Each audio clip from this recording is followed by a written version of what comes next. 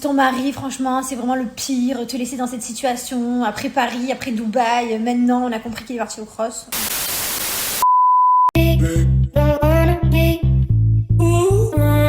Salut à toutes et à tous, j'espère que vous allez tous très bien et que vous êtes en train de passer une excellente journée. Comme vous avez pu le voir dans le titre de la vidéo, aujourd'hui on va principalement parler de Thibaut et de Jessica. Vous les connaissez tous, Thibaut et Jessica habitent à Dubaï, ils ont un petit garçon qui s'appelle Maylon, et actuellement ils attendent leur deuxième enfant, une fille.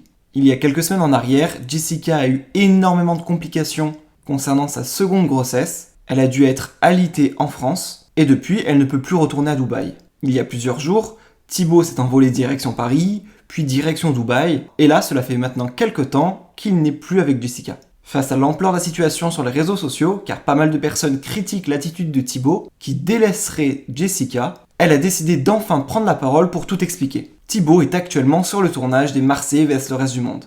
Je vous laisse sans plus attendre avec toutes les explications de Jessica, et n'hésitez surtout pas à réagir en commentaire. Maylon, je t'aime. À la folie.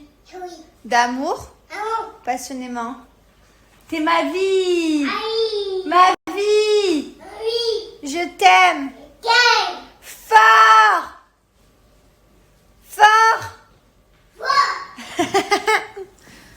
Bon, je vais clarifier un petit peu la situation parce que je lis déjà quelques messages et ça me contrarie parce que les gens disent des bêtises.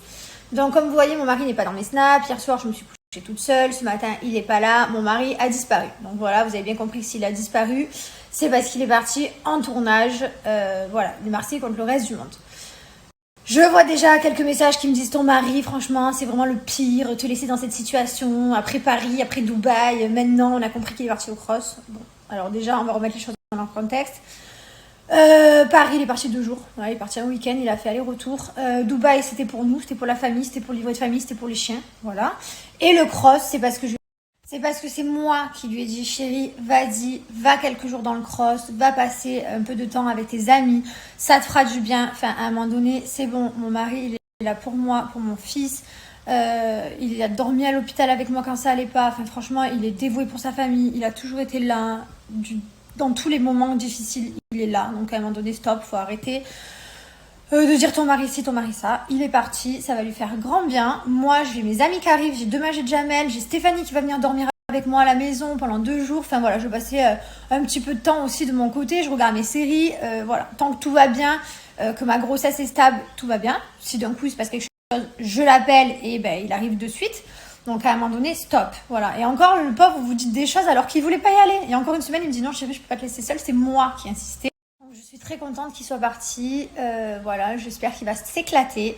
J'espère qu'il va laisser un peu les problèmes de côté parce que c'est bon quoi. Enfin, à un moment donné, voilà, que je le réveille en pleine nuit avec du sang partout, qu'il fume 45 cigarettes parce qu'il est hyper stressé, qu'il est pas bien. Stop, à un moment donné, ça lui fait du bien aussi de son côté d'aller extérioriser un petit peu et de penser à autre chose. Voilà, je suis pas du tout égoïste. Au contraire, si moi j'aurais pu aller au cross, j'y serais allée les 2 pieds en avant parce que ça fait du bien, ça change les idées parce que voilà, t'es dans une bulle. Et voilà quoi, donc j'espère qu'il va kiffer, qu'il va se régaler. Et ça sert à rien de vouloir faire les mauvaises langues et de vouloir raconter des bêtises. Voilà, c'est totalement moi qui l'ai poussé, c'est pas lui qui m'a abandonnée.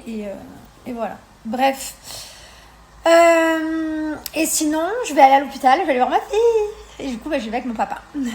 Et voilà, et je dirai à mon mari ce qui s'est passé. Et j'espère que tout sera stable. J'ai trop hâte de la voir.